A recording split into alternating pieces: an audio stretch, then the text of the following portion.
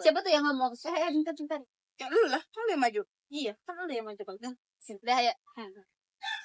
Bentar deh. Kayaknya ada. Ini berapa lagi? Nggak kita bopoon aja.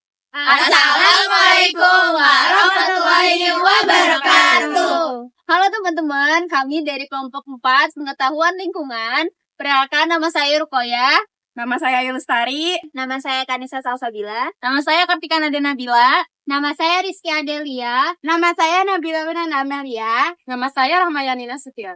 Jadi di sini kami akan membuat video edukasi tentang pencemaran lingkungan. Ada sumbernya dari mana aja, dampaknya buat kita, dan ada juga sesi wawancara yang akan kita lakukan. Ikutin keseruan kita sampai akhir ya. Let's go! Indonesia menghasilkan 34,85 juta ton timbunan sampah. Penumpukan sampah, lautan sampah di tengah pemukiman warga, membuang sampah sembarang. Pencemaran tanah adalah kondisi di mana tanah itu tercemar oleh bahan-bahan yang berbahaya atau beracun yang disebabkan oleh aktivitas manusia maupun alam, sehingga menurunkan kualitas dan kesuburan tanah itu sendiri. Nah, tanah yang tercemar itu dapat membahayakan tumbuhan, hewan, maupun manusia sendiri karena kandungan zat berbahaya yang masuk ke dalam tanah itu bisa menyebar ke air tanah, udara, atau tanaman yang tumbuh di atasnya. Jadi sumber-sumber pencemaran sampah yang ada di sekitaran sini itu berasal dari sampah-sampah masyarakat dan dari pemerintah daerah. Nah, masyarakat itu bukan dari lingkungan sini, tapi dari orang-orang yang tidak diketahui, tapi mereka kayak buang secara diam-diam ke sini. Jadi mereka dari tempat lain tapi buangnya ke sini. Nah, dari dampak yang dihasilkan oleh pencemaran sampah ini, salah satunya adalah penurunan kualitas tanah. Nah, kenapa? Karena di sini banyaknya penumpukan sampah plastik, ada sampah bekas ranting daun yang berserakan di kawasan sampah ini. Selanjutnya itu ada gangguan kesehatan. Jadi tanah yang tercemar menjadi media berkembang biak mikroorganisme, yaitu ada bakteri, ada virus, serta ada parasit juga yang berasal dari tumpukan sampah ini. Ini menyebabkan meningkatnya kasus diare salah satunya, terus menyebabkan penyakit kolera dan lain sebagainya dari penumpukan sampah yang ada di sekitar lingkungan ini. Terakhir itu ada kurangnya nilai estetika di lingkungan sekitar sini, karena yang tidak menariknya visual atau estetika dari lingkungan sekitar, dan menyebabkan bau yang bermacam-macam disebabkan oleh tumpukan sampah ini. Baik, assalamualaikum warahmatullahi wabarakatuh. Sebelumnya izin memperkenalkan diri, nama saya Rukoya. Jadi ini teman-teman saya, kami dari mahasiswi Universitas Indonesia PGRI. Ada tugas mata kuliah pengetahuan lingkungan untuk mewawancarai salah satu warga yang di tempatnya itu ada semacam pencemaran lingkungan gitu. Jadi di belakang tempat sini sebenarnya ada pencemaran lingkungan, yaitu pencemaran tanah, dan itu diakibatkan oleh sampah. Jadi kita akan mewawancarai salah satu warga yang dekat gitu dengan pencemaran tersebut. Jadi gimana, mungkin jawaban dari boleh memperkenalkan diri dulu, Bu. Namanya siapa? Ibu siapa? Ibu Saada. Dengan Ibu Saada kita akan mewawancarai Ibu Saada. Mungkin wawancara yang pertama dipersilakan. Yang hanya Ibu di sini, apakah sudah tinggal lebih lama di sini atau pendatang gitu, Bu? Oh, pendatang. Sebelumnya pendatang pas di tempat itu udah ada ke sebelumnya itu kontrakan. Sebelumnya kontrakan, terus jadi dirata, terus jadi tempat itu. Ya kan udah itu juga sama Padina, ini makanya terus saya mau bilang dibikin tempat sampah, bukan tempat sampah warga, bukan sampah Pemda warga. Baik, Nah, menurut Ibu, apakah lingkungan dan kesehatan itu berkesinambungan atau enggak? Maksudnya, eh, lingkungan yang seperti ini tuh menurut Ibu tuh mengganggu nggak ke kesehatan gitu? Sebetulnya sama orang lain. Ya gimana lagi ya? Kalau dia udah bilang kenapa sama mandiri juga. Tapi mandiri sih nggak apa-apa. Katanya ini cuma buat cukup. Kalau itu sampai ini diangkat, katanya juga tahu sudah. Cuma buat sebentar doang. Tahu sampai mukanya menjanjikan. Dulu tuh kentang, terus setelah Nah, ya Bu, dari mungkin yang Ibu ketahui gitu, dampak dari hasil ini tuh apa sih Bu? biasa. Ya, ini yang sempat itu dampaknya yang terjadi ke dia kita sini atau masyarakat. Ya banyak binatang teman gitu. Dulu juga pernah ada binatang yang saya lihat apa ya. Tidak sempat sama tenda. Dulu tuh pernah banyak tuh. Sempat ingat lah. Semua family yang banyak. Udah lagi kayak batu. Kayak ulat gimana ya? Kayak gimana tuh? Lewat peselingkuh. Tapi bukan lagi selingkuhan. Jadi saya ya. Nah, Nah, Bu, ini kan udah lama gitu ya tapi ini. Itu tuh tempat ada demo nggak sih Bu terkait masalah ini gitu? Oh, nggak ada. Terus respon masyarakat atau warga sekitar sini tuh gimana gitu anggapannya? aku sih sebenarnya aku kurang tahu. Saya mau warga ya. Iya. Aku cuma di sini sendiri. Itu nggak tahu masalah itu. Jadi para saya juga nggak begitu. Itu, itu dia. Siapa itu dijaga. Aku tadi yang buang sampah. Apa ini? Sampahnya sampah pemda, bukan sampah warga. Kalau sampah warga anak ya boleh diatin. Nah, gimana sih Bu biar apa ya? Biar si itu tuh sadar kalau misalnya yang dilakuin tuh salah gitu. Dulu tadi waktu itu udah mau ngapain. Tapi nggak ada tanggapan. Oh, berarti dari pihak sononya ya yang masalahnya tuh. Semuanya ngaduin gitu. Tentang bayi juga. Mungkin gitu. Ya gitu, kita kan sebagai warga gitu ya, kita udah lihat nih dengan sampah di situ. Nah, menurut itu gimana sih cara ngatasin gitu? Ya kalau cara ngapasih mah tidak, aku juga bingung kan. Ini katanya mau diangkat katanya. Mau diangkat buat cukup katanya. Ini kan sampah-sampah sampah bukan. Cukup mau diangkat pupuk katanya ngomongnya gitu. Baik kamu. Dari Masa ayah 3 tahun. Kita 3 tahun. Lama sih. Iya, 3 tahun.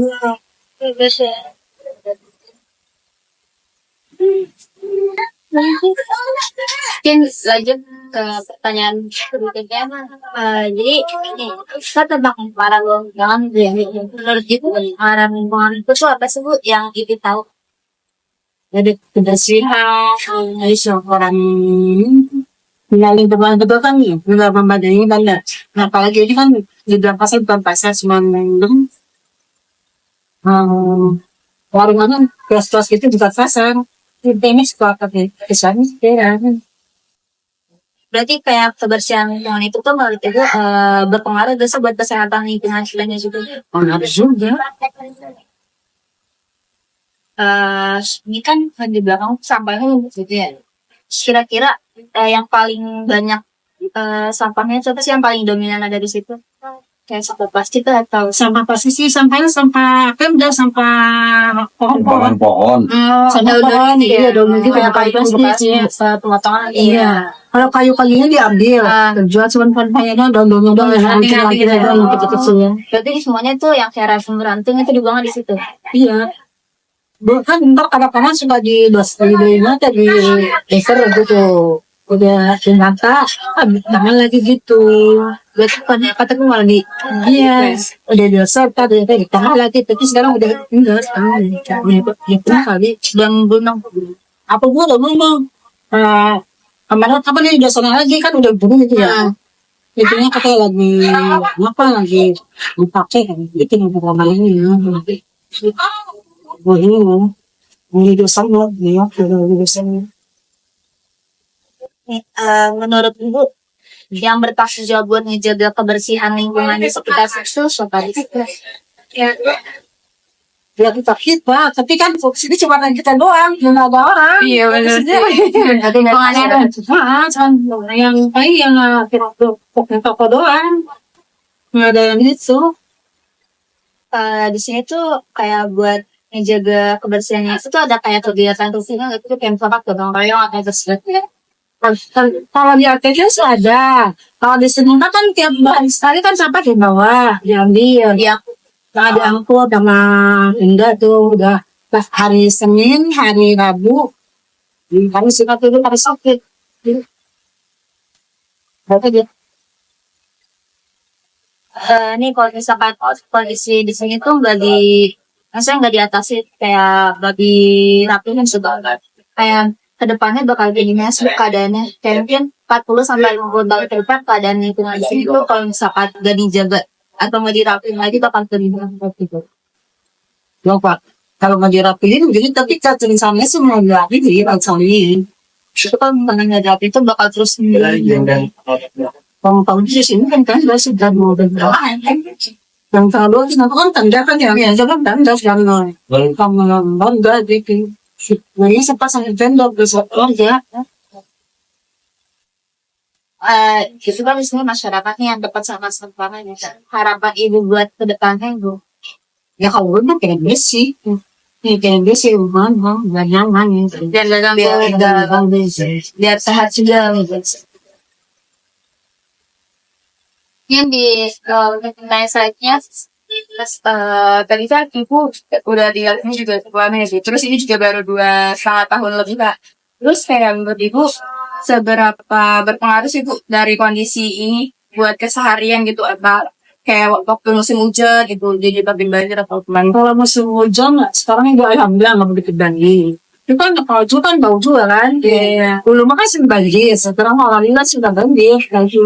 Nggak begitu, kalau nggak begitu gede banget ya, alhamdulillah nggak pernah lagi. Tapi ada nggak sih Bu kayak hewan-hewan dari samping gitu Bu yang masuk ke daerah-daerah sini? Paling bayawak, ular pernah sih ular yang makan yang mana? Yang deket sama jadi sentuh pernah ada ular tapi ditangkap sama itu. Ada ular kan. Terus Bu kayak boleh tau nggak sih kayak orang ke pemerintah setempat gitu Bu buat nanganin permasalahan ini, apalagi udah lumayan merasakan kayak udah ular sampai masuk ke rumah keluarga gitu. Masalah itu sih contoh itu sih katanya sih. Nah itu sih katanya udah ngomong kali sama kami juga kan dia betul kok saudaranya kan kesini semua.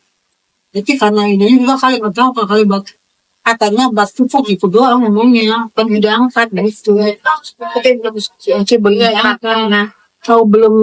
nah tahu belum stabil kali hidupnya kan masih banyak yang itu belum lancar semua kan kalau dikit kan hampir semua. Sanjung. Dan itu Bu awal mula kayak ini buat jadi pembuangan sampah kayak gimana ya? Dulu tuh kontrakan rumahan dengan tuh terus sebelah sana ngutang dari itu pendek artinya mau buat taman karena darata berarti jadi itu dia mak babang sampah pendek sampah keluar mungkin. Terus kayak masyarakat sini ada nggak sih Bu kayak kegiatan gitu buat tanganin masalah ini? Ini kalau nggak bisa dilakukan sekarang kan jadi udah dia itu ya kan lebih semuanya tuh pakai besi tuh kayak gitu sih tanda-tanda balasan yang punya sampah itu yang mau sampah itu kan malam-malam itu yang kita warga sini warga lain kadang-kadang suka nyolong gitu bukan warga sini kalau warga sini mah udah disiapin tempat sampah warga sini mah. Tapi Bu kayak pernah nggak pas ada warga kayak orang lain gitu buang sampah sini terus kelihatan sama RT atau RW setempat terus dia ngasih tindakan apa? Nah itu kan pernah waktu ada terbitin gak usah diambil lagi, usah dibawa lagi. Barang aja sama kita kan dari motor tuh bawa ke sampah, diambil langsung dibawa lagi. Ini bukan tempat sampah ini Padahal pemerintah ada yang mau sini. Berarti emang sebenarnya awal mulanya itu dari Pemdanya ini ya, jadi Pemda, nanti di sini ya. Dan jadi orang yang lihat, ya orangnya kayak orang salah gitu ya. Yang mau kali saya yang mau iuran sampah. Jadi buangnya kemana aja gitu. berarti warga sini tuh dia kayak mereka iuran sampah gitu ya, bukan Sampah di sini per bulan, semuanya. Ini sampah tiap 2 hari sekali diambil. Gimana?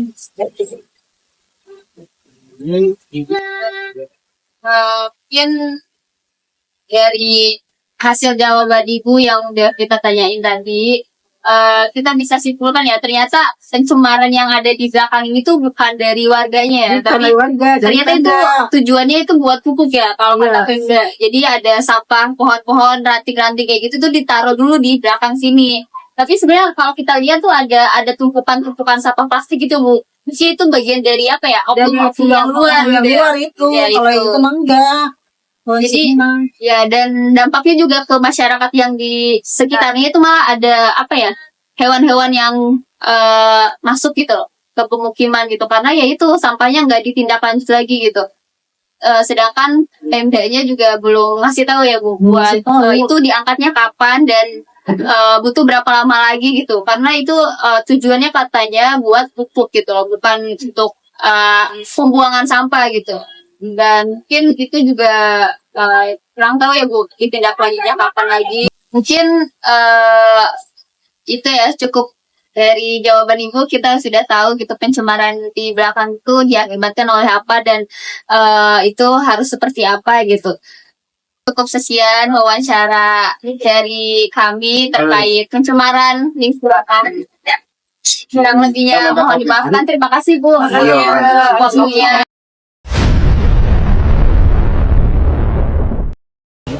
Jadi saya selamat datang. Assalamualaikum warahmatullahi wabarakatuh.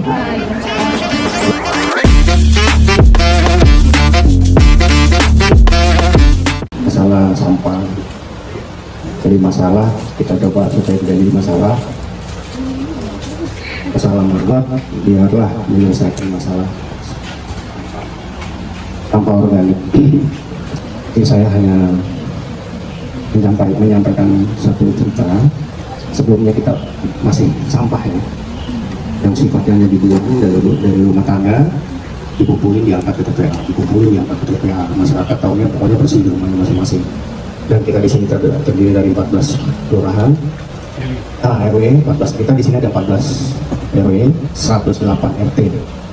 Kelurahan Depok Jaya ini berpikir pada saat sebelum ada mabuk, kita mau apakan nih sampah. Nah kebetulan pikiran yang lagi saya renungkan ada suatu pelatihan teknologi tepat guna yang ramah lingkungan, gitu ya. Teknologi tepat guna yang ramah lingkungan ini disebar oleh Bapeda, ya, oleh Badan Penyelenggara Daerah di Kota Depok, disebar untuk semua mengusulkan teknologi tepat gunanya di wilayah masing-masing. Di Depok Jaya ini saya berpikir apa ya, saya cari-cari, ini ada sampah di tengah-tengah perumahan. Akhirnya saya konsultasi dengan Pak D ke Bapeda. Ya, awalnya terbentuknya ada marbot ya. Di sampah selesainya maunya diangkat sehingga TPA di Payung penuh. Ya sudah menggunung dan longsor segala macam, akhirnya sudah kesulitan pemerintah kota. Teknologi kita yang harus kita jalankan pelatihannya itu saya berharap bisa berlangsung. Ternyata disambut baik nih. Langsunglah kita tidak lama kemudian buat pelatihan. Kita pelatihan nih, pelatihan dulu nih sebelumnya. Semua yang ada di sini RW-nya itu pelatihan. Lembaga pemberdayaan LPM-nya kalau dulu LPMD sekarang LPM ikut pelatihan. Nah kita latih nih. Nah, pelatihnya sebagai narasumber siapa? Dinas Lingkungan Hidup yang punya Mago tentunya di Depok 2. Jadi Mago Depok itu hanya satu, yang itu ada di Depok 2. Nah kita belajar sama mereka. Nah antusias mereka memberi bimteknya selama seminggu. Nah terus prakteknya langsung kita dibawa ke sana. Langsung kita praktek di sana. Setelah itu baru kita ngeterapkan. Nah ngeterapnya juga nggak terlalu serius tapi berjalan aja gitu. Nah dulu ini belum ada, bangunan ini belum ada. Nah sebelum kita ciptakan, babynya sih udah ada karena kita minta ya. babynya nggak mungkin kita langsung punya, jadi kita punya harus baby dulu, babynya kita siapkan, tapi kita sambil keliling nih ke RW 14 1 sampai 14, kita menyosialisasikan cara membuang sampah yang baik. Jangan dibungkus pada saat itu. Kalau dibungkus akan bau karena kecampur organik sama non organiknya. Kita minta tolong dipilah. Jadi kita sosialisasi turun RW untuk menyampaikan RT menyampaikan kepada warga dipilah. Terus setelah mereka siap, kita fasilitasi ember. Nah, itu kan ada banyak ember. Kita sebutnya partai ember. Jadi secara teknik embernya itu nanti untuk yang organik. Nanti dibuang dulu sampah itu yang organik ember-ember, nanti dibawa sama petugas sampahnya. Kalau ada lihat kan banyak yang bawa sampah. Nah mereka organiknya nanti di sini. Nah itu ada pemulung tuh. Yang non organiknya ditaruh di sini ember, yang non organiknya langsung diambil. Jadinya kita mencoba selesai di sini.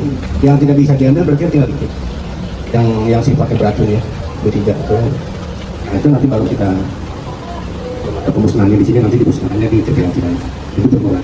Nah, ini akhirnya kita bisa berjalan dan mulai mengerti bahwa pemilahan itu cukup nanti petugas sampah yang membawa, nggak lagi merepotkan dia, pokoknya taruh depan rumah pilihannya organik, sampah non organik, pemulung ada, pemilahnya nanti ada, tinggal.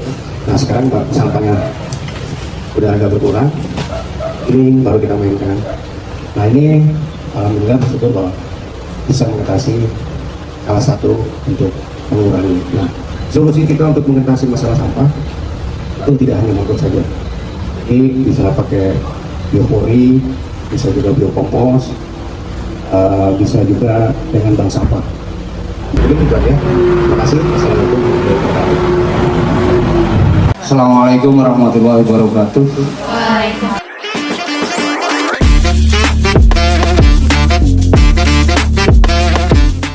Selamat pagi, salam sejahtera untuk kita semua.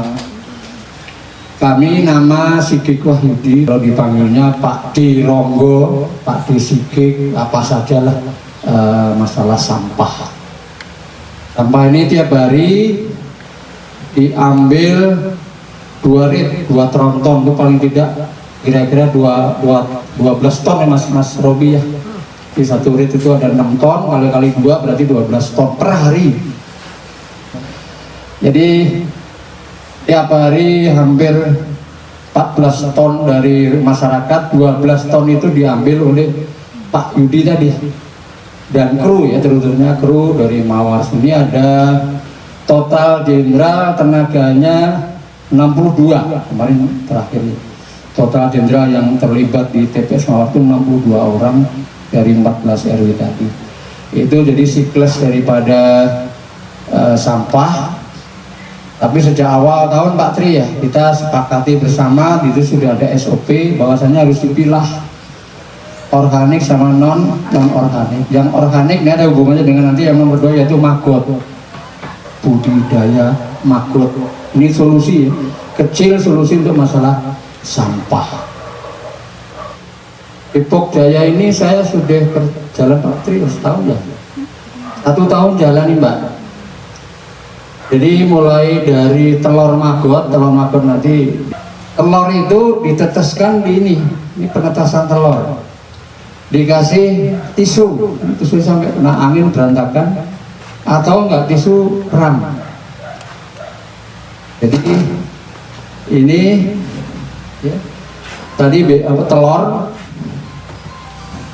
taruh sini, ini bawahnya apa, bahannya makan dia, dedek sama 521, anunya perbandingannya cuma 251 nya 2 kilo, jadi 2:10 dicampur dengan air.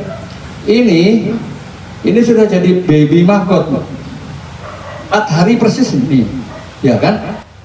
Kalau gede mungkin geli, nanti gede ada di biopon itu setelah ini seminggu atau 10 hari itu harus masuk ke kotak-kotak itu harus ada pakan maggot yang tadi ada hubungannya dengan dipilah masyarakat. Minggu umurnya kalau 5 hari nanti netes jadi lalat itu lalat maggot.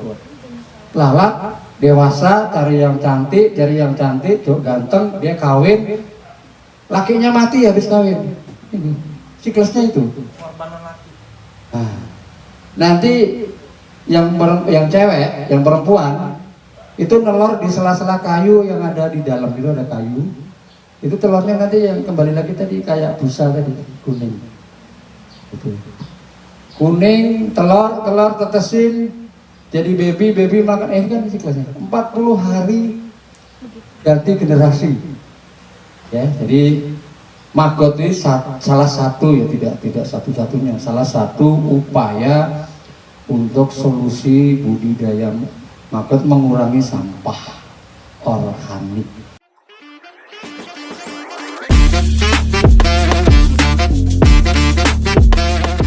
Baik, Assalamualaikum warahmatullahi wabarakatuh.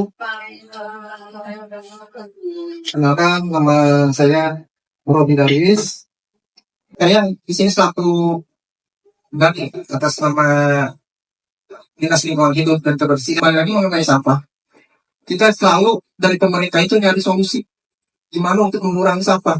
Dan salah satunya ini maggot dan biokompos. Itu apa sih untuk mengurangi sampah di Kota Depok? Karena Kota Depok itu udah bisa dibilang darurat sampah. Mungkin ada pertanyaan dari adik-adik, saya persilakan. Ya, Assalamualaikum warahmatullahi wabarakatuh. Sebelumnya terima kasih banyak kepada Pak Robi, Pak Tri, sama Pak Ade juga. Mungkin dari kita untuk penjelasan seputar TPS Mawar sudah cukup Pak ya. Sekian dari kami. Wassalamualaikum warahmatullahi wabarakatuh. Nah, jadi kesimpulan dari hasil wawancara bareng ibunya tadi, ternyata pencemaran dari sini itu tuh disebabkan dari sampah ranting atau pohon-pohon itu dari Pemda yang dikirim di sini, katanya untuk pupuk. Nah, sedangkan yang sampah plastik, yang rumah tangga itu dari oknum-oknum yang kurang bertanggung jawab gitu, bukan dari warga sekitar. Nah, dampak dari pencemaran ini banyak hewan-hewan gitu yang masuk ke rumah warga, contohnya kayak ada ular katanya kan. Terus harapan dari warga yang di sini semoga ini bisa langsung ditindak sama Pemda setempat gitu, karena ini udah menggunung gitu kan, jadi sebaiknya ditindak lebih lanjut lagi.